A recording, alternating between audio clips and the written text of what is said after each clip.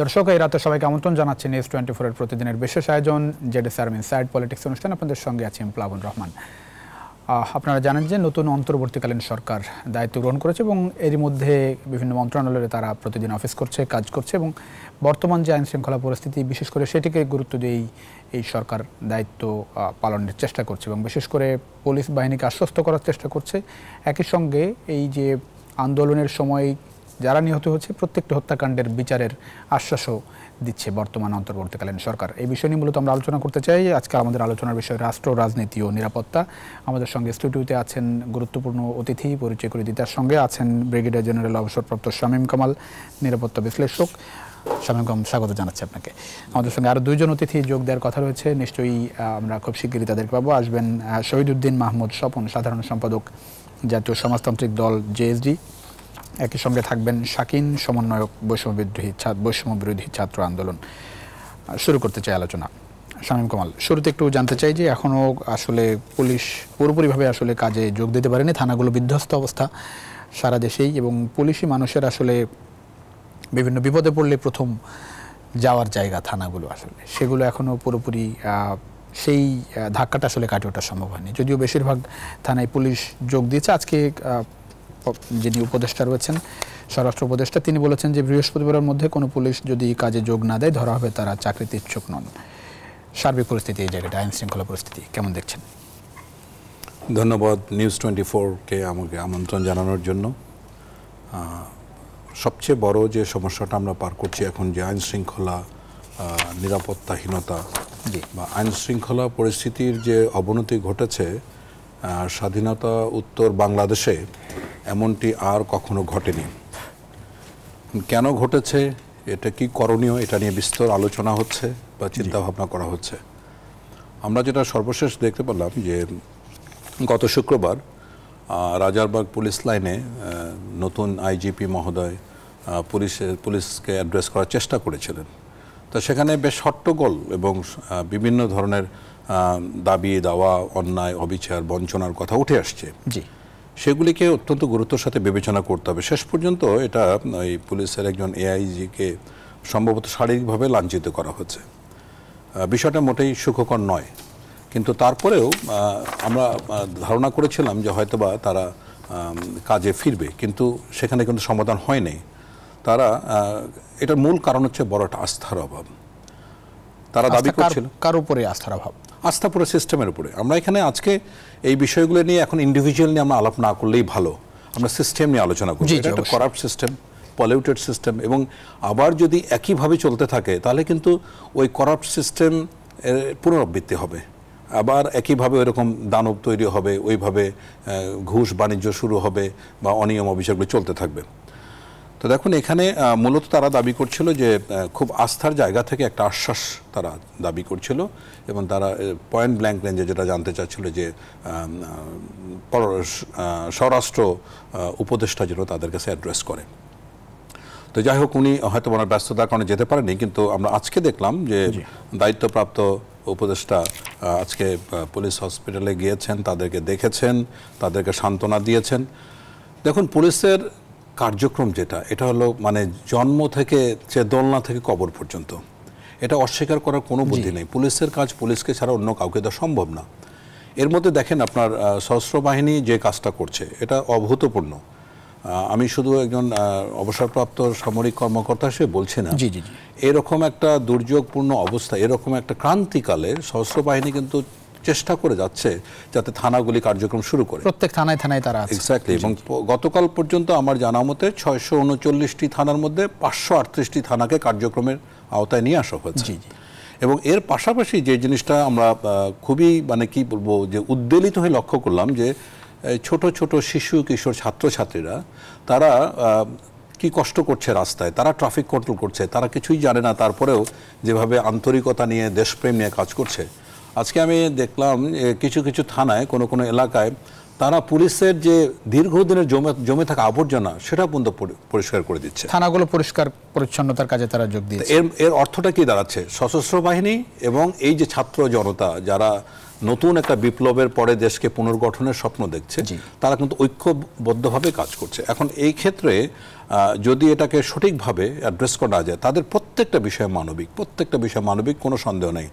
ওই হট্টগোলের মধ্যে পুলিশ লাইনে যেটা হয়েছে, তারা যেটা বিসিএস ক্যাডার এবং নন ক্যাডার যারা, তাদের মধ্যে কি বৈষম্য, কি আচরণ, কোথায় কি, এগুলি দেখেন আপনার হাজার হাজার সমস্যা বা আমরা আলোচনা করতেই পারি, কিন্তু সাইড বাই সাইড চিন্তা করতে হবে যে তাদের যে অভাব, অভিযোগ, বঞ্চনাগুলো যেটা মানে এই ঘটনার পরে যেটা সামনে এসেছে বড় মোটা দাগে, সেটা হচ্ছে পুলিশের পক্ষ থেকে যে কয়জন পুলিশ এর মধ্যে কথা বলেছে, মোটা দাগে বলেছে তাদেরকে আসলে ব্যবহার করা হয়েছে রাজনৈতিক উদ্দেশ্যে। এবং আজকে স্বরাষ্ট্র উপদেষ্টা বলেছেন যে যেসব অনাকাঙ্ক্ষিত ঘটনা ঘটেছে তাতে পুলিশের মনোবল ভেঙে পড়েছে এবং তারা আসলে ব্যবহৃত হয়েছে।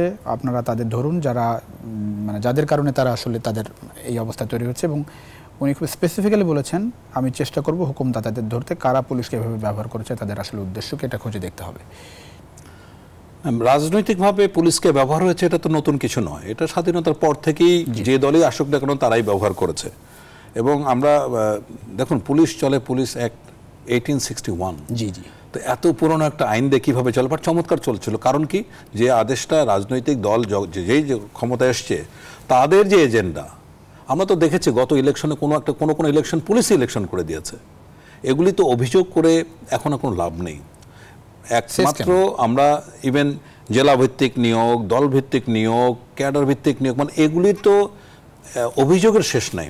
সেই তালিকা এত দীর্ঘ যে সেগুলো নিয়ে আলোচনা করে সময় নষ্ট করা কিন্তু সময় কতটা সহজ হবে মনে হয়। ধরেন আমরা বলছি যে হ্যাঁ সিস্টেম পরিবর্তন করতে হবে, মানে এখন আমাদের যে চিরাচরিত কালচার, ধরেন পুলিশের ভিতরেই বলি কিংবা আমাদের যে প্রত্যেকটা অফিস, আদালত, দপ্তর, ধরেন আমি গণপরিবহনের কথা বলি, এখন আপনি দেখবেন যে শিক্ষার্থীরা যে রাস্তায়, সেখানে আমি দেখলাম যে গণপরিবহন মোটামুটি সোজা পথেই চলছে, কারণ স্টপেজে দাঁড়াচ্ছে। অলিগলির রাস্তায় অটোগুলোও দেখা গেল সোজা দাঁড়িয়ে আছে, আগে যেটা দেখা যায়নি। এগুলা এখন কেন, অন্য সময় কেন আসলে সম্ভব না? সিস্টেম পরিবর্তন কি এতটাই সহজ হবে সামনে? সিস্টেম পরিবর্তন করা এত সহজ না। আমি যদি বলি যে আপনার আমাকে যদি জিজ্ঞাসা করেন, মিনিমাম 25 থেকে 50 বছর লাগবে, এত লম্বা সময় লাগবে। হঠাৎ করে আমরা পুরো জাতীয় চরিত্র পরিবর্তন করতে পারবো, এটা কিন্তু আশা করা ঠিক না। কিন্তু এখন যেটা হচ্ছে রিপেয়ার করা খুবই গুরুত্বপূর্ণ জায়গা, যেখানে না করলেই নয় সেই জায়গাগুলি হাত দেওয়া, তো এটা অবশ্যই সময় সাপেক্ষ বিষয়। দেখুন, আপনার উন্নত বিশ্বে, বিশেষ করে পশ্চিমা বিশ্বে পুলিশকে কিন্তু ববি ডাকা হয়। ববি খুব আদরের পুতুল বা আদরের কোনো কিছুকে, কিন্তু আমাদের দেশে কত ধরনের ব্যঙ্গাত্মক নামে ডাকা হয়, এটা আপনি এই ফিরিস্তে আমি এখন দিতে চাচ্ছি না, যেহেতু এটা নেগেটিভ কনোটেশন আছে। ববি ডাকা হয় এবং তাদের কারণ হচ্ছে যে তারা অত্যন্ত সম্ভ্রান্ত ফ্যামিলিতে খুব বেছে বেছে পুলিশে নেয়। আপনি জানেন যে, এবং তাদের সংখ্যাও কম। আমাদের হয়তো বা ইউএসএতে 19 জনের জন্য একজন পুলিশ, আমাদের কিন্তু 840 জনের জন্য একজন পুলিশ, এটাও দেখতে হবে। তো এখন কথা হচ্ছে যে হঠাৎ করে আমরা আমাদের যে পুলিশ আছে তাদেরকে ববির পর্যায়ে নিয়ে যেতে পারবো না। ইউরোপ, আমেরিকা, অস্ট্রেলিয়া থেকেও আমরা লোক নিয়ে আসতে পারবো না, এখানকার সম্ভ্রান্ত ফ্যামিলির লোকজনকে আমরা পাবো না। সুতরাং যা আছে তাইকে আমাদের মেরামত করতে হবে। এটা মূলত হচ্ছে শুধু পুলিশ কেন, আপনি যে কোনো সেক্টরে বলেন না কেন, এই দুর্নীতি যেভাবে ছড়িয়ে গেছে। এখন পুলিশে চাকরি পেতে হলে 15 থেকে 16 লক্ষ টাকা ঘুষ দিয়ে আসতে হয়। তাহলে আগে যখন আমরা ছোট থাকতে শুনতাম, যখন একটা সরকারি চাকরি পেত, তখন বাবা মা বলতেন যে যাও বাবা দেশের সেবা করো, মান সম্মান উজ্জ্বল করো।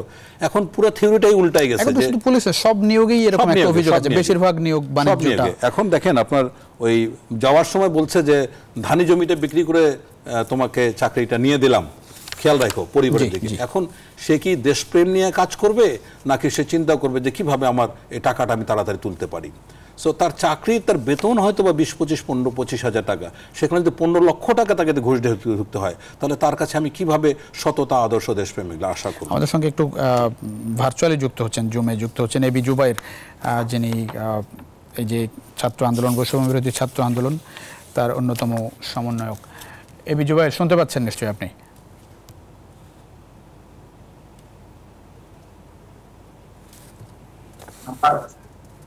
পাচ্ছি না, আরেকবার কি বলবেন? আমি শুনিনি। নিশ্চয়ই আপনাকে পাবো খুব শিগগিরই। একটু ফিরতে চাই। আমাদের এখন যে বাংলাদেশের যে বাস্তবতা আপনি দেখছেন, সেই জায়গাটাই মানে আমাদের প্রতিবেশী দেশ ভারত, পাশাপাশি বাংলাদেশের অভ্যন্তরে যেগুলো ঘটছে, মানে এই জায়গাটি একটু আপনার পর্যবেক্ষণ জানতে চাই। আসলে কতটা অ্যাকচুয়াল ফ্যাক্ট বহির্বিশ্বে যাচ্ছে বাংলাদেশের? আপনি কি ভূ রাজনৈতিক অবস্থার বাংলাদেশ সম্পর্কে জানতে চাচ্ছেন? দেখুন, ভূ রাজনৈতিক অবস্থানের দিক থেকে বাংলাদেশের অবস্থান অত্যন্ত গুরুত্বপূর্ণ। আমরা এটাকে কতটুকু ব্যবহার করতে পারছি সেটা বড় কথা না, কিন্তু সম্প্রতি যে গত সপ্তাহে যে বিপ্লবটা হয়ে গেল, সবার দৃষ্টিভঙ্গি এখানে আছে। কারণ বাংলাদেশের এই ভূ রাজনৈতিক অবস্থান থেকে এটার বেনিফিট নেওয়ার জন্য পৃথিবীতে সর্বোচ্চ পর্যায়ে যারা যে স্ট্র্যাটেজি নিয়ে কাজ করেন তাদের কিন্তু সবচেয়ে বড় অ্যাটেনশন এখন বাংলাদেশের দিকে। কারণ আমরা যদিও আমাদের প্রতিবেশীদের ভারত 3 দিকে আছে, আমাদের প্রতিবেশী তিনটি, একটা হচ্ছে গিয়ে ভারত, একটা হচ্ছে মায়ানমার, একটা হচ্ছে বে অফ বেঙ্গল। তো এর পরেই কিন্তু আসবে চায়নার ভূমিকা। সো চায়না বলেন ইউনাইটেড স্টেট, এখন চায়না চাইবে, চায়নার রোলটা হচ্ছে কি দেখেন, চায়না কিন্তু সাউথ চায়না সি নিয়েই খুব একটা সুবিধাজনক অবস্থানে নাই। সেখানেও ইউনাইটেড স্টেট সহ অন্যান্য দেশগুলি ইন্টারফেয়ার করছে। সো চায়না ভারত মহাসাগরে একটা সচ্ছল একটা অবস্থান চাচ্ছিল, এবং বাংলাদেশে মানে ভারত মহাসাগরে চায়নার প্রবেশের ক্ষেত্রে 2টা অপশন, একটা হচ্ছে পাকিস্তান দিয়ে আর একটা হলো শ্রীলঙ্কা দিয়ে। অতি সম্প্রতি শ্রীলঙ্কার যে আপনার সিতুয়ে পোর্ট আছে সেটার কিন্তু অপারেশনাল দায়িত্ব নিয়েছে ভারত। সুতরাং এখন চায়নার জন্য খুবই গুরুত্বপূর্ণ অবস্থান হচ্ছে বাংলাদেশ। বাংলাদেশ যদি স্পেসটা তাকে করে দেয় তাহলে অনেকটা এগিয়ে থাকতে পারবে। এ বাদেও বাংলাদেশ কিন্তু পৃথিবীর সবচেয়ে বড় কনডেন্সড মার্কেট। আমরা ভারতের উপর অনেক ক্ষেত্রে নির্ভরশীল, কিন্তু ভারতেরও আবার আমাদের এখান থেকে রেমিটেন্স সহ তাদের বিভিন্ন যে মানে ব্যবসায়িক প্রোডাক্ট আছে তার জন্য আমাদের উপর নির্ভরশীল। রপ্তানির সবচেয়ে বড় বাজারটাই হচ্ছে বাংলাদেশ তাদের জন্য। সো কেউই চাইবে না তার প্রতিবেশী জায়গায় এরকম ডিস্টারবেন্স থাকুক। এখানে যদি আলোচনা করবো এই বিষয়ে, আমরা এবি জুবারকে পেয়েছি একটু। জি এবি জুবাইর শুনতে পাচ্ছেন নিশ্চয়ই, সমন্বয়ের বৈষম্য বিরোধী ছাত্র আন্দোলন। এবি জুবাইর, আমি একটু জানতে চাই যে আপনারা এখনো রাজপথে আছেন, বিভিন্ন বিষয়ে কথা বলছেন, এবং বিশেষ করে খুব বেশি চোখে পড়ছে বিভিন্ন জায়গায়, ধরেন গণপরিবহন আপনারা কাজ করছেন, বাজার মনিটরিংয়ে কাজ শিক্ষার্থীরা নেমেছে। আমরা যদি ঢাকার বিভিন্ন দেয়ালের দিকে তাকাই, মানে রঙিন নানা রকম প্রতিবাদী একই সঙ্গে, মানে দেখতে আসলে ভালো লাগে যে এরকম শিক্ষার্থীরা দেশকে বদলে দিচ্ছে, রাজধানী বদলে যাচ্ছে। আসলে এটা তো আসলে স্থায়ী সমাধান না। কতদিন এভাবে চলবে বলে আপনার মনে হয়? দেখুন, আমাদের যে রাষ্ট্র সংস্কারের কাজ সেটা হচ্ছে একটা চলমান প্রক্রিয়া, এবং এটা হচ্ছে এখন খুবই ইনিশিয়াল লেভেলে আছে। আমাদের যে ছাত্র জনতা সমর্থিত সরকার, তারা হচ্ছে শপথ নিয়েছে, বেশি দিন হয়নি। তো তারা যতদিন না হচ্ছে নিজ দায়িত্ব ভালো মতো বুঝে নেয়, যেমন আমাদের আইন শৃঙ্খলা রক্ষাকারী বাহিনী তারা এখনো হচ্ছে মাঠে নেই, তো যতদিন তারা হচ্ছে মাঠে আসতেছে এবং পরিপূর্ণভাবে একটা রাষ্ট্র চলার মতো হচ্ছে সক্ষমতা অর্জন না করে, ততদিন পর্যন্ত আমরা সমর্থন দিয়ে যাব। যেমন হচ্ছে বর্তমানে আমরা যে ট্রাফিক নিয়ন্ত্রণের কাজগুলো আমাদের শিক্ষার্থীরা করছে, এই ধরনের যেগুলো কাজ হচ্ছে পুলিশ বা অন্য যে সংস্থা যাদের করার কথা তাদের অবর্তমানে আমরা করে নিচ্ছি আর কি। তারা চলে আসলে আমরা শেষ করে দেবো। জি, এই জায়গাটা একটু জানতে চাই যে কতটা সহজ মনে হচ্ছে কাজগুলো। এটাও তো একটা বড় সংস্কারের জায়গা। আমি যদি রাজধানীর গণপরিবহনের কথাও বলি, প্রত্যেক জায়গায় আসলে নৈরাজ্য চলে আসছিল। বাজার ব্যবস্থাপনার বড় নৈরাজ্য, মানুষ আসলে বাজারে হিমশিম খেত। এখন বিভিন্ন জায়গায় মূল্য নির্ধারণ করে দেওয়া হচ্ছে। আজকে ভোক্তা অধিকারের পক্ষ থেকেও আপনাদেরকে আসলে সাধুবাদ দেওয়া হয়েছে শিক্ষার্থীদেরকে বাজার মনিটরিংয়ের জায়গাটাই। কতটা সহজ মনে হয় যে মানে এই সিস্টেমগুলো বদলানো কতটা সহজ মনে হয় দীর্ঘদিন ধরে চলে আসা? দেখুন, বাংলাদেশের যে বর্তমান চিত্র, সেক্ষেত্রে হচ্ছে মাঠ পর্যায়ে কাজ করার ক্ষেত্রে এটা অবশ্যই খুবই কষ্টসাধ্য। কারণ বিষয়টা তিতা হলো সত্য যে বাংলাদেশের মানুষের ভিতরে দুর্নীতি বা হচ্ছে সুযোগ পেলে সেটা কাজে লাগানো নিজের স্বার্থে, এটা একটা খুবই কমন একটা ট্রেন্ড মানুষের মধ্যে চলে আসতেছে। তো সেই জায়গা থেকে ব্যক্তি হিসেবে কেউ সৎ থাকতে চাচ্ছে না, সুযোগ পেলে সেই সুযোগটা হচ্ছে কাজে লাগাচ্ছে। সেক্ষেত্রে তাদেরকে নিয়ন্ত্রণ করা একটু কষ্টকর। যেমন ট্রাফিকের ক্ষেত্রে হচ্ছে মানুষ আইন মানতে চাচ্ছে না, অনেকে হেলমেট ছাড়া চালাচ্ছে, রং রোডে যাচ্ছে। তো সেক্ষেত্রে যখন কোচি শিক্ষার্থীরা যাদের অনেকে দেখা যাচ্ছে স্কুলে পড়তেছে, ক্লাস 7-8 এর বাচ্চারা অনেকে আছে, যদিও আমরা এত কম বয়সী তাদেরকে আসতে বলতেছি না, তাও অনেকে হচ্ছে নিজ উৎসাহে চলে আসে, স্বতঃস্ফূর্ত চলে আসে। তো তাদের ক্ষেত্রে হচ্ছে কষ্টকর হয়ে যায়। তাও আমরা হচ্ছে আশাবাদী, তারা হচ্ছে কেউই হতাশ নয়, কষ্ট হলেও তারা হচ্ছে মানিয়ে নিচ্ছে এবং খুবই আগ্রহের সহিত কাজগুলো করে যাচ্ছে। আর যেগুলো বলেন বাজার মনিটরিং বা যে মাঠ পর্যায়ে কাজগুলো, এগুলো আমাদের জন্য যেহেতু আমরা এক্ষেত্রে অনভ্যস্ত, কোচি হাতে কাজ করতে হচ্ছে, শুরুটা কিছুটা হচ্ছে কষ্টসাধ্য হলেও আমরা মানিয়ে নিচ্ছি এবং আমরা এক্ষেত্রে পারতেছি আর কি। খুব গুরুত্বপূর্ণ দুটি বিষয় চোখে পড়েছে যেটি ঢাকায়, আমি আজকে একটু বাসে উঠলাম, বাসে যেটি হচ্ছে যেটি আসলে ঢাকা শহরে একেবারেই দেখা যায় না, বাসের স্টপেজগুলোতে আসলে বাস দাঁড়াচ্ছে, যত্রতত্র ওঠানামাটা একেবারেই বন্ধ, শিক্ষার্থীরা এটি হতে দিচ্ছে না। এই চিত্রটা বদলেছে। 2 নম্বর হচ্ছে চাঁদাবাজি এখন নেই পুরো ঢাকায়। আমরা যেসব পণ্য পরিবহনের যেসব ট্রাকগুলো ঢাকায় ঢোকে, পুরো রাস্তায় আসলে চাঁদাবাজি অনেকটাই বন্ধ। আমি শতভাগ বলছি না, বেশিরভাগই বন্ধ। পাশাপাশি ঢাকার বাসে যে চাঁদাবাজি হতো সেই চাঁদাবাজিও আসলে বন্ধ। অলিগুলির মধ্যে যে চাঁদাবাজি ছিল অটোগুলোতে, সেই চাঁদাবাজিও নেই। এই সিস্টেম টিকে থাকবে মনে হয়?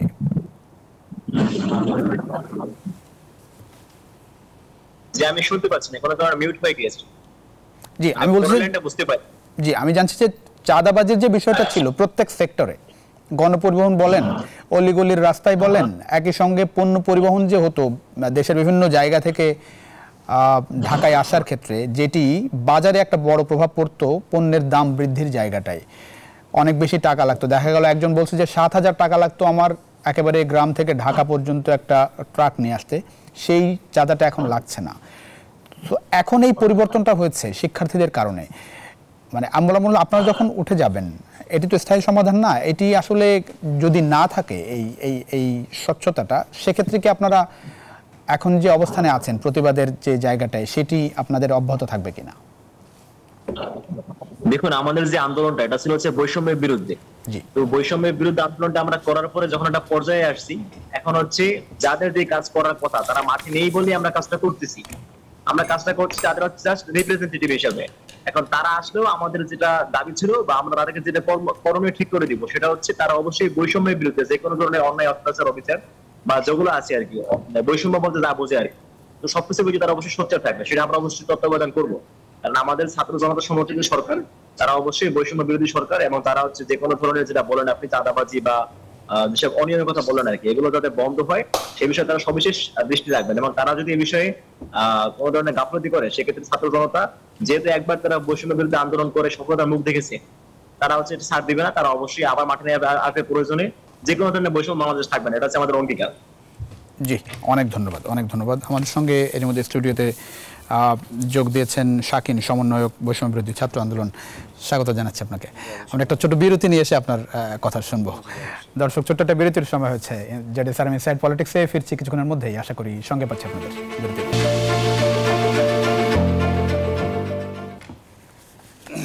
দর্শক, আবারও স্বাগত জানাচ্ছি জেডএস আর্মি সাইড পলিটিক্স। আপনাদের সঙ্গে আছেন প্লাবন রহমান, আমাদের সঙ্গে আছেন ব্রিগেডিয়ার জেনারেল অবসরপ্রাপ্ত শামীম কামাল, নিরাপত্তা বিশ্লেষক, আছেন শাকিন, সমন্বয়ক বৈষম্য বিরোধী ছাত্র আন্দোলন। ডান দিকে আছেন, একেবারে ডান দিকে আছেন, মাত্র যোগ দিয়েছেন শহীদুদ্দিন মাহমুদ স্বপন, সাধারণ সম্পাদক জাতীয় সমাজতান্ত্রিক দল জেএসডি। স্বাগত জানাচ্ছি আপনাকে। ধন্যবাদ। আপনার কাছে একটু আসতে চাই, নতুন অন্তর্বর্তীকালীন সরকারের পথ চলা শুরু হলো, একটু পর্যবেক্ষণ জানতে চাই, যদিও একেবারেই কাজ খুব বেশি শুরু হয়নি, প্রত্যাশার জায়গা থেকে একটু প্রধান চ্যালেঞ্জ কি বলে মনে হয়? ধন্যবাদ আপনাকে। যারা সভালো আছেন তাদেরকে শুভেচ্ছা জানাচ্ছি। দুঃখ প্রকাশ করছি যে প্রচন্ড যানজটের জন্য দেরি হয়ে গেল আসতে। আর যে প্রশ্নটি নিশ্চয়ই এটি প্রাসঙ্গিক, এখন সকলে আলোচনা এটি করবেন। নতুন সরকারের কাছে প্রত্যাশার বিষয়টি ইতিমধ্যে বৈষম্য বিরোধী ছাত্র আন্দোলনের পক্ষ থেকে আমরা যেটিকে মনে করছি যে এই সরকারের কাছে প্রত্যাশার জায়গাটা পূরণ করবার জন্য যারা শক্তি, তারা ইতিমধ্যে সেই কথাগুলো বলার চেষ্টা করেছে। আমি মনে করি যে আজকের যে ফ্যাসিবাদের যে অপশাসনের বিরুদ্ধে যে আন্দোলনটি তৈরি হয়েছে, সে আন্দোলনের যে নামটি ব্যবহার করা হয়েছে, এর মধ্য দিয়ে সরকারের কাছে প্রত্যাশাটা কিন্তু জানান দেওয়া যায়। সেটি হচ্ছে বৈষম্য বিরোধী ছাত্র আন্দোলন। এটি শুধু কোটা অথবা অন্য কোনো বিশেষ কোনো বিষয় নিয়ে আন্দোলন, সমগ্র জাতি যে বৈষম্যের ভেতরে ঢুকে আছে সেই জায়গা থেকে উদ্ধার করবার জন্য কিন্তু এই আন্দোলনটা, সেটি ধাপে ধাপে এমন একটি জায়গায় পৌঁছালো যাতে করে এই কোটার মধ্যে থাকলো না, ফ্যাসিবাদ আমাদের উপরে দাঁড়িয়েছিল, সেটি পতন হলো। আমি বলছি এটি ফ্যাসিবাদের পতন হয়েছে। এটিকে আমরা বিজয়ের জায়গায় নিয়ে যাওয়ার জন্য যে কাজটি করতে প্রত্যাশার জায়গাটা, সেটি হচ্ছে যে আজকের রাষ্ট্র ব্যবস্থার যে 52 বছরের জঞ্জাল, যে দুর্গোদ্যময় অবস্থাটা তৈরি হয়েছে, এটি পরিষ্কার করা। আর এটি পরিষ্কার জন্য শুধু মুখের কথা পরিষ্কার বা সুশাসন দিব অথবা গণতন্ত্র দিব অথবা দুর্নীতিমুক্ত করবে, এটি কথার কথা নয়। এর প্রাতিষ্ঠানিক যেসব সংস্কারগুলো দরকার, রাষ্ট্রের সংবিধানের ক্ষমতা কাঠামোর যে সংস্কার দরকার, এক ব্যক্তির হাতে সমস্ত ক্ষমতা রেখে দেওয়ার যে স্বৈরাচারী ব্যবস্থা আমার সংবিধান এখানে রেখে দিয়েছে, সেটি সংস্কার দরকার। শাসন বা প্রশাসন ব্যবস্থার বিকেন্দ্রীকরণের যে দাবি উত্থাপিত যে সেটা দরকার, গণমুখী একটি রাষ্ট্র তৈরি করবার জন্য যে সমস্ত আইন কানুন বিধিবিধান দরকার সেটি তৈরি করার দরকার। সেই প্রত্যাশাটাই সরকারের কাছে থাকবে এবং প্রত্যাশা করছে এই সরকার সেই পথে হাঁটবে। যদি অন্তর্বর্তীকালীন সরকার, জি একটা বিষয় একটু জানতে চাই, আপনি রাজনীতিবিদ হিসেবে সবাই একটা প্রশ্নই করছে, মানে প্রত্যেক জায়গায় দেখা যাচ্ছে উপদেষ্টারা যেখানেই কথা বলছেন সাংবাদিকদের পক্ষ থেকে একটাই প্রশ্ন, কতদিন আপনারা থাকবেন? আপনাদের তো অনেক প্রত্যাশা, সংস্কার অনেক, পুরো দেশকে বদলাতে চান। আমি সোজা কথা বলি, সেটি হচ্ছে যে 17 বছর এই দেশের মানুষ ভোটাধিকার থেকে বঞ্চিত। ভোট প্রদানের অধিকার বা ভোট প্রদান করার তাড়না বা আকাঙ্ক্ষা মানুষের ভিতরে থাকবে, এটা খুব স্বাভাবিক এবং এটি দিয়ে দাবিও করা যেতে পারে। কিন্তু এই ভোট যে 17 বছর পর্যন্ত ভোটের নামে যে কর্মটি হয়েছে, এই ব্যবস্থাপনাকে যদি আপনি বদলাতে না পারেন, ভোট মানুষের দেওয়ার অধিকার নিশ্চিত করবার 5 বছর পর পর এটি যদি আইন বিধিবিধান গতভাবে যদি নিশ্চিত করতে না পারেন, তাহলে শুধু একটি ভোটের মধ্য দিয়েই কিন্তু সব সমাধান হবে না। সুতরাং সেই ভোট ব্যবস্থার সংস্কার, নির্বাচন কমিশনের সংস্কার সহ রাষ্ট্রের সমগ্র জায়গাগুলোতে কাজটা শুরু করতে হবে এবং সেই কাজ কাঙ্ক্ষিত জায়গায় পৌঁছানো লক্ষ্যে আমরা মনে করি রাজনৈতিক দল সমূহ ঐক্যমত্য পোষণ করবেন। যদিও অন্তর্বর্তীকালীন সরকার সময়সীমা এটি কাজের উপর নির্ভর করবে, এটি কি বলা যাবে না 2-3 মাসের ভিতরে হয়ে যাবে অথবা 6 মাসের ভিতরে হয়ে যাবে, সেটা নয়। কিন্তু নিশ্চয়ই এটি অনন্তকাল নয়, অনেক সময় ধরে নয়। আমরা প্রত্যাশা করবো যে এই সরকার দ্রুত কাজ করবে এবং এই জায়গাগুলো যে সংস্কারের যে প্রশ্নগুলো আজকে প্রধান, সেই জায়গাগুলোতে কাজ শুরু করবে। আমরা একটু ভার্চুয়ালি আমাদের সঙ্গে আছেন এবি জুবাইর, একটু শুনতে চাই। এবি জুবাইর, নিশ্চয়ই শুনতে পাচ্ছেন? আমি একটু জানতে চাই, শিক্ষাঙ্গনে কি ধরনের সংস্কার চান আপনারা? শিক্ষাঙ্গনের এখন যে বাস্তবতা, বিভিন্ন জায়গায় আমরা দেখছি যে বিশ্ববিদ্যালয়ের পক্ষ থেকে ছাত্র রাজনীতি নিষিদ্ধ করা হচ্ছে, আপনারাও কি এমনটি চান?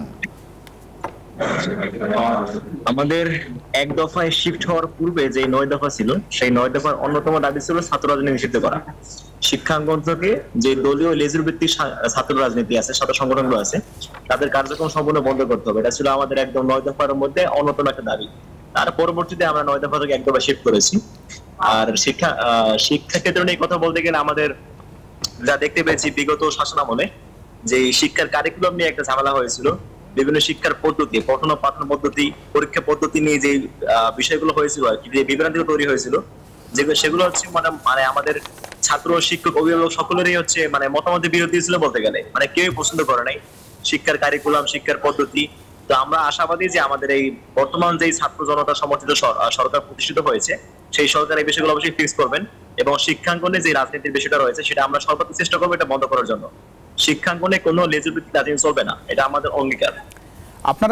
আপনাদের একটা রাজনৈতিক দল হওয়ার কথা শুনছিলাম, বৈষম্যবিরোধী ছাত্র আন্দোলনের পক্ষ থেকে রাজনৈতিক দল গঠিত হবে, আপনারা তাহলে কোনো রাজনীতিতে থাকবেন না শিক্ষাঙ্গনে? যেটা হচ্ছে বৈষম্যবিরোধী ছাত্র আন্দোলনের পক্ষ থেকে যেটা মানে এখন মধ্যে ফিক্স তো বলা হয়নি যে রাজনৈতিক দল হবে, আর যদি দল হয়ে থাকে সেটা শিক্ষাঙ্গনে কোনো ধরনের কার্যক্রম থাকবে না। এটা আমাদের যেটা প্রাণ, সেটা হচ্ছে শিক্ষাঙ্গনে শুধু আমাদের না, যে কোনো রাজনৈতিক দল হতে পারে, কোনো দলের কার্যক্রম শিক্ষাঙ্গনে থাকবে না। এটা যদি কারো রাজনীতি করার দরকার হয় সেটা সে ক্যাম্পাসের বাইরে কি করবে, শিক্ষাঙ্গনের বাইরে কি করবে, কিন্তু ভেতরে কোনো দলীয় কার্যক্রম চলবে না। জি জি, অনেক ধন্যবাদ, বক্তব্য পরিষ্কার, অনেক ধন্যবাদ এবি জুবাইর আমাদের সঙ্গে যুক্ত হওয়ার জন্য। আমরা একটু ফিরতে চাই স্টুডিওতে। ব্রিগেডিয়ার জেনারেল সরকার শামীম কামাল যেটি বলছিলেন, মাহমুদ স্বপন, যে অনেক সংস্কার রাজনৈতিক দলগুলোর আসলে অনেক প্রতি, বিশেষ করে ভোটের জায়গাটা, এবং ভোট যদি আপনি মানে ভোটাধিকার নিশ্চিত করতে গেলে সেখানে অনেক কাজ, নির্বাচন কমিশন, প্রশাসন, পুলিশ, বারবার বিষয়গুলো সামনে আসছে।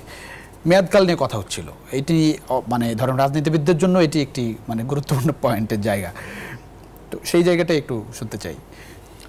দেখুন, যারা দীর্ঘদিন ধরে ক্ষমতার বাইরে আছে তাদের একটা তীব্র আকাঙ্ক্ষা থাকবে ক্ষমতায় ফেরার, এটাই খুবই স্বাভাবিক। জি, এখন আমরা এর মধ্যে দেখতে পেয়েছি যে বাংলাদেশের অন্যতম বৃহত্তম রাজনৈতিক দল বিএনপি, তারা আকার ইঙ্গিতে বুঝিয়ে দিয়েছে যে 3 মাসের পরেই যদি সময়টা দীর্ঘায়িত হয় তাহলে আরেক ধরনের সংকট তৈরি হবে। কিন্তু আমরা যে সংস্কারগুলি আশা করছি, আজকে এই বৈষম্য বিরোধী ছাত্র, ছোট ছোট শিশু, অনেকে শিশু কিশোর, তারা জীবন দিয়ে তাদের রক্ত ঘাম মেধা দিয়ে এখনও করছে, যে আকাঙ্ক্ষা, যে আবেদন, যে আন্তরিকতা দিয়ে করছে, এইটার ফলাফল, এইটাই যে সংস্কার তারা দাবি করছে, এটা কিন্তু 3 মাসের বিষয় নয়, এটার জন্য দীর্ঘমেয়াদী সময় লাগবে। আপনি যদি একটা সুষ্ঠু নির্বাচনের কথা বলেন, আপনি ইলেকশন কমিশন সংস্কার করতে হবে, আপনার ভোটার তালিকার সংস্কার করতে হবে।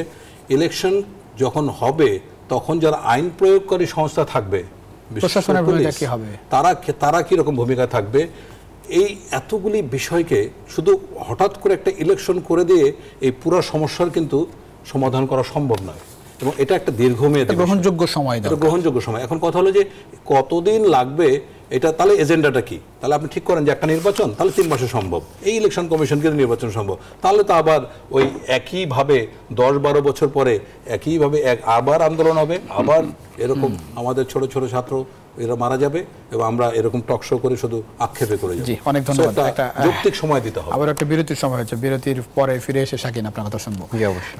ছোট্ট একটা বিরতিতে যাচ্ছি দর্শক, আবারও ফিরছি কিছুক্ষণের মধ্যে, আশা করি সঙ্গে পাচ্ছি আপনাদের ইনসাইড পলিটিক্স। পাইনি সেটা একটু স্ট্যান্ড বাই। দর্শক আবারও স্বাগত জানাচ্ছি ইনসাইড পলিটিক্স। আমরা কথা বলছিলাম বর্তমান বাস্তবতা নিয়ে। আসতে চাই শাকিন আপনার কাছে, শিক্ষাঙ্গনের বিষয় নিয়ে আলোচনা হচ্ছিল, ছাত্র রাজনীতি আলোচনা হচ্ছিল, এই জায়গাটায় কি ধরনের স্বপ্ন দেখেন আসলে? আসলে মানে স্বপ্ন বলতে কি দেখেন, আপনারা একটু খেয়াল করে দেখবেন যে যতবারই ছাত্র রাজনীতি আপনার ক্যাম্পাসের মধ্যে ছিল তখনই কোনো না কোনো একটা সন্ত্রাসী কর্মকাণ্ড হয়েছে, সেটা যে দলের অন্তর্ভুক্তিকারণে হোক না কেন।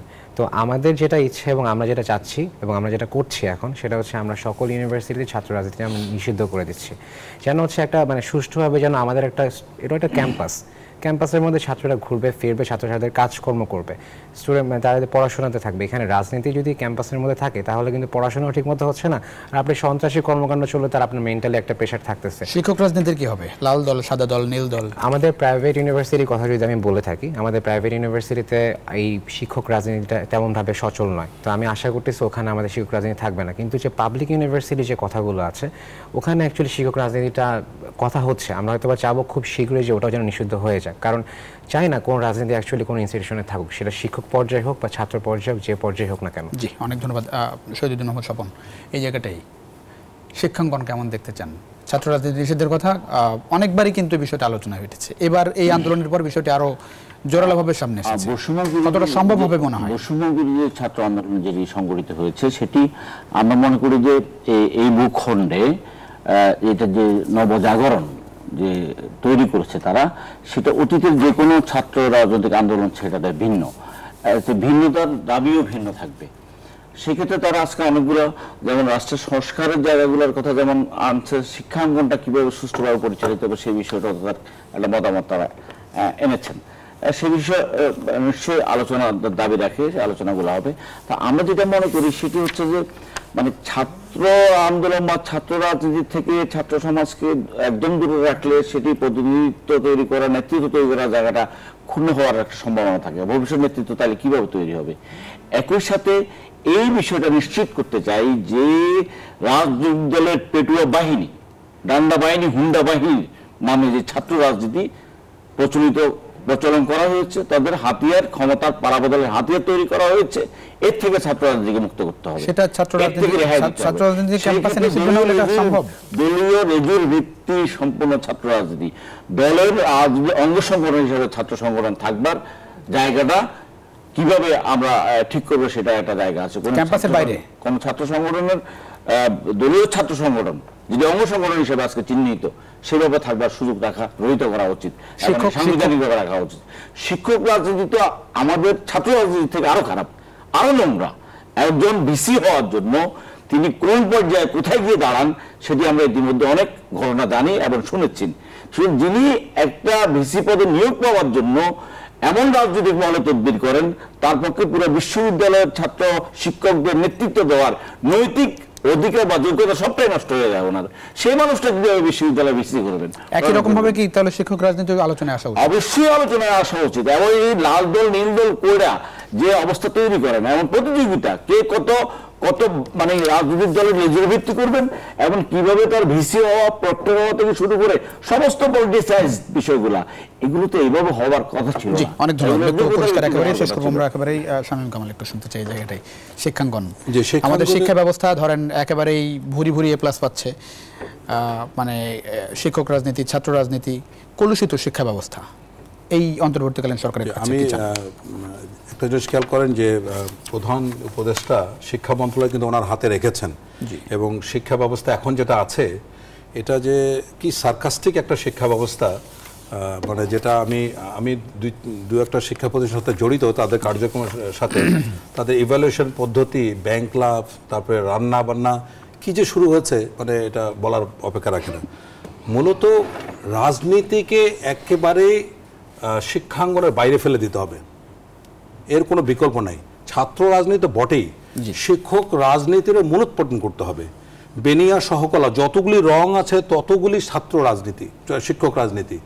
তাহলে আমাদের আজকে প্রশ্ন হওয়া ছিল, একজন বিশ্ববিদ্যালয়ের শিক্ষক তিনি কয়টা রিসার্চ করেছেন, কয়টা বই পাবলিশ করেছেন, কয়টা বাংলা কয়টা অনুবাদ করেছেন। পৃথিবীর 1000 ইউনিভার্সিটির মধ্যে আজকের প্রাচ্যের অক্সফোর্ড, ঢাকার কোনো নামই নাই। কোনো মানে কি আশ্চর্য একটা বিষয়, ওয়ারেজ এটা কত স্বনামধন্য একটা বিশ্ববিদ্যালয় ছিল।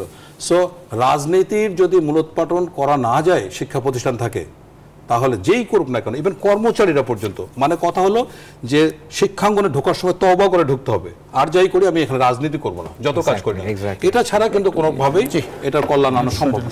আমি ওনার সাথে একটু যুক্ত করতে চাই, সেটি হচ্ছে যে আপনার এই যে আমাদের ঢাকা বিশ্ববিদ্যালয় সহ আমাদের গণতান্ত্রিক আন্দোলন, মুক্তিযুদ্ধ সহ সকল বিষয় বিশ্ববিদ্যালয়ের অবদান ও গৌরবের কথা আপনার বলি, এটাই স্বীকার করতে হবে যে এই বিশ্ববিদ্যালয়ের ছাত্ররা এই আন্দোলনগুলো নেতৃত্ব দিয়েছে, সংগ্রামগুলো নেতৃত্ব দিয়েছে, অবশ্যই গৌরবের দাবিদার অধিকার।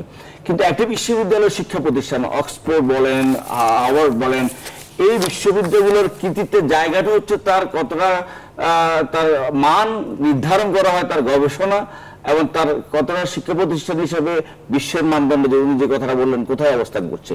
কিন্তু আমরা এই বিবেচনাটা না নিয়ে আমরা শুধু আন্দোলন সংগ্রামের বিবেচনা ঢাকা বিশ্ববিদ্যালয়কে চিহ্নিত করবার চেষ্টা করি, সেটা অবশ্যই গৌরবের। কিন্তু একই সাথে ঢাকা বিশ্ববিদ্যালয় আছে কোন জায়গায় আছে, চট্টগ্রাম বিশ্ববিদ্যালয় কোন জায়গায় আছে, আমাদের গবেষণা যে নাই, এই জায়গায় কোনো বিনিয়োগ নাই, এই জায়গায় শুধু দলবাজি, এটি একটি জাতিকে কতটুকু পিছিয়ে দিতে পারে। একটা ছোট্ট প্রশ্ন শেষ করব রাজনীতি 30 সেকেন্ডে। এখন কি দেশের মধ্যে যতটুকু অস্থিরতা দেখছেন, কোনো উস্কানি দেখছেন? একটি অন্তর্বর্তীকালীন সময়ের ভেতরে সবকিছু তো একদম পূর্ণাঙ্গ নিয়ন্ত্রণের ভিতরে নাই। অন্তর্বর্তী কাজ করা শুরু করেছে পুলিশ, যে একটা লাইনে পুলিশের যে পুলিশ বাংলাদেশে যে পুলিশ এই বাংলাদেশে সৃষ্টি হয়েছিল খাজনা ট্যাক্স আদায় করবার জন্য, সেই পুলিশকে দিয়ে স্বাধীন বাংলাদেশ আমরা চালাচ্ছি, সে আইন এবং বিধিবিধানকে রেখেই চালাচ্ছি। সুতরাং এই সমস্ত জায়গায় সংস্কার করবার মধ্যে দিয়ে জনবান্ধব পুলিশ তৈরি করা এবং সমগ্র সমাজকে একটা পরিবর্তিত জায়গায় নিয়ে যাওয়ার যে আকাঙ্ক্ষা ছাত্ররা দেখছে, তার সাথে আমরা আমি একটা কথা শেষ করতে চাই, আমরা মনে করি যে আকাঙ্ক্ষা পুরো জাতি দেখছে, সে আকাঙ্ক্ষা বাস্তবায়নের পথে বৈষম্যবিরোধী ছাত্র জনতার যে আন্দোলন, তারাই শক্তি, তারাই অব্যাহত থাকবে এবং তাদেরকে বাঁচিয়ে এই আন্দোলনকে বাঁচিয়ে রাখার মধ্যে দিয়ে এটি সাফল্য। অনেক সময় একেবারে শেষ। আমি একটু জিনিস নিয়ে একটু একটু মেসেজ দিতে চাই, 10 সেকেন্ডে। সেটা হচ্ছে যে দেখেন, আমি এখানে যে ডিসকাশনগুলো হচ্ছে সেই ডিসকাশন ছাড়া আমি একটা আলাদা ডিসকাশন বলতে চাই। সেটা হচ্ছে যে আমাদের এই সরকারটা রিফর্ম করার জন্য আমরা গঠন করেছি। এখন রিফর্মের লাস্ট অ্যাকচুয়ালি স্টেপটা কি, মানে আমরা কোন দিকে যাচ্ছি, সেটা হচ্ছে কি যে আমরা একটা সুষ্ঠু নির্বাচন চাই। সুষ্ঠু নির্বাচন গ্রহণ করার জন্য আপনার ধরেন যে এখন কিন্তু আমরা একটা দলকে সরিয়েছি, এখন একটা দল কিন্তু লাইমলাইটে আছে, তো আমরা অ্যাকচুয়ালি ওই প্ল্যাটফর্মটা ক্রিয়েট করতে চাচ্ছি যে যেন সবাই যেন আসে, আমরা নতুন নির্বাচনে সবাই অংশ নিতে পারে। অনেক ধন্যবাদ দিতে হচ্ছে নির্বাচন ব্যবস্থা তিনজনকে অসংখ্য ধন্যবাদ আপনাদের আমাদের মূল্যবান সময় দেওয়ার জন্য। দর্শক এই ছিল আজকের ইনসাইড পলিটিক্স। দেখাবেন অন্য সময়, সে পর্যন্ত ভালো থাকবেন, সুস্থ থাকবেন আশা করি।